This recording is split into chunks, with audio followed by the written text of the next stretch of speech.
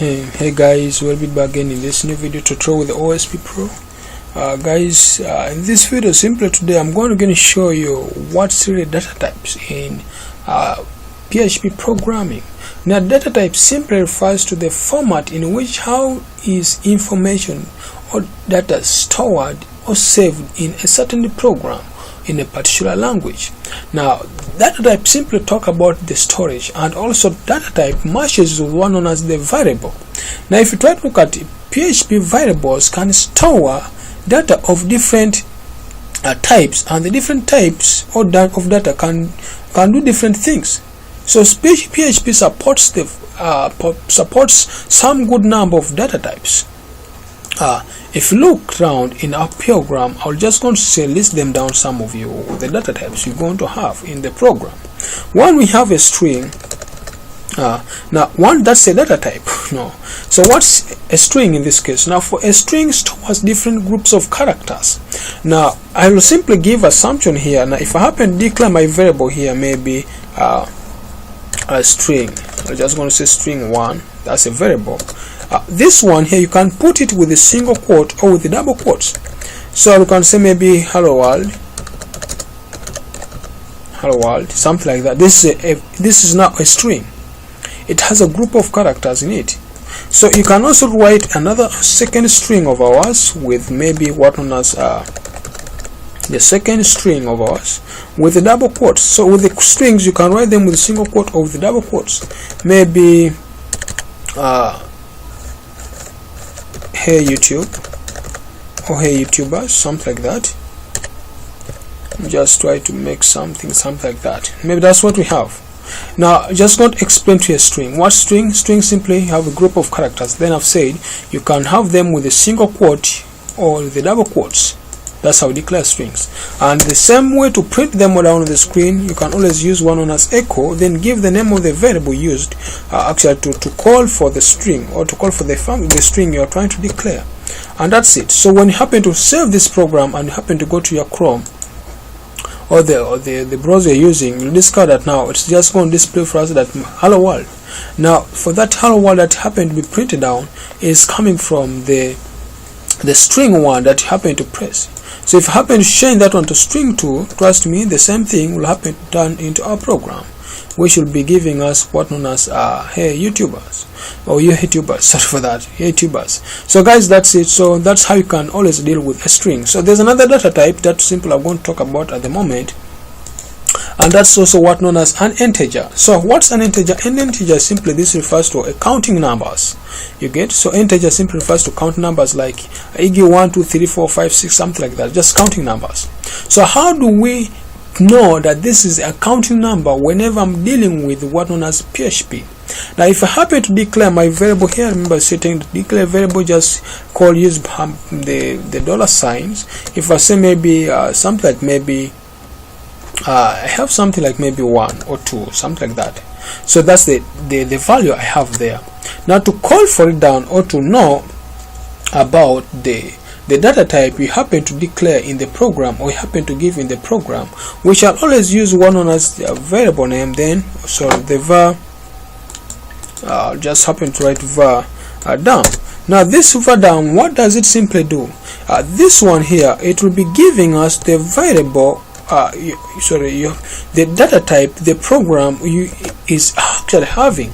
So in this case down, what the program do for us, will check and discover that the variable,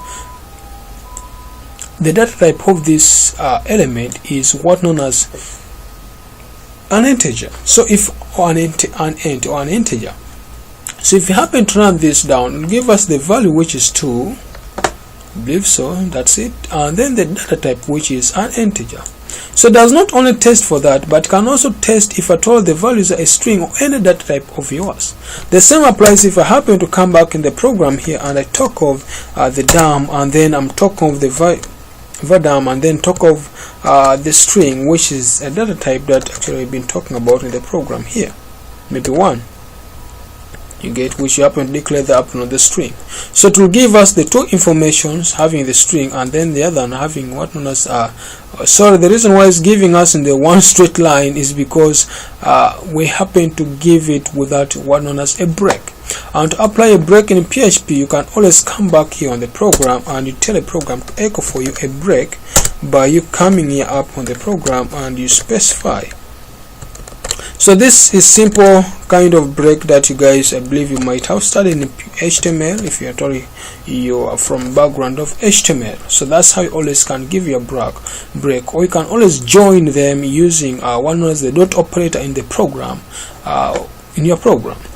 So that's it. So when you happen to compile this program again or run it in the browser, you discover that you shall get the integers on the separate line and then the string and its number on the second line. So that's it. I'll show more later on in the program. So let me also talk of another data type, which is a float. With a float, if I don't happen to declare float up on the program here, give assumption is b, and b is equal to maybe actually having what known as sorry for my senses, bits kind of sharp.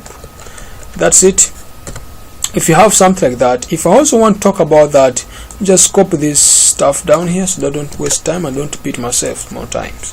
So that's it. If I happen also come down here and I change this data type to be something like that, trust me, it will also go and tell me what data type is be having. So if you happen to cross check again in the program, you'll discover that the data type we are having there for b is what known as a float, and also the values we're having inside. So there are more different types of data types that I will simply talk about. There are more, although I may not happen to write all of them here at the moment. We have another one which is called the Boolean. And now what does the Boolean data type try to talk about? So we have the Boolean. Now the Boolean data type simply talk about whenever the information is either true or false. So for this will just only work whenever the information is true or false. So something like that. So we shall use them in the conditions testing, when you are testing for conditions in a program. Now we have another data type which called is array. So array stores multiple values in one single variable.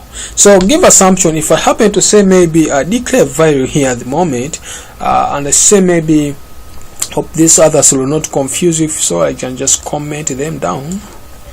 I can just comment them everything there. Then I just happen to end the program here down by giving it something different there so that I don't confuse you guys. Don't have anything to print down from there. Good. So I was trying to talk about one known as arrays. So I simply say arrays here, for them they store different elements on the same multiple variable, or from the same variable. Or arrays just like people on QA. If you remember guys, in people going to the bank and they're making the straight line, that's a variable. That's just like a number of people but under one line, which is like a variable, something like that.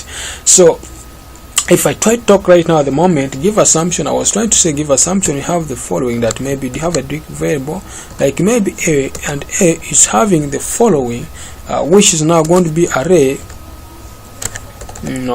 is array, and it being array is actually having the following stuff. We have the following values, maybe like maybe we may be having maybe we have maybe name, give assumption, that's what we have.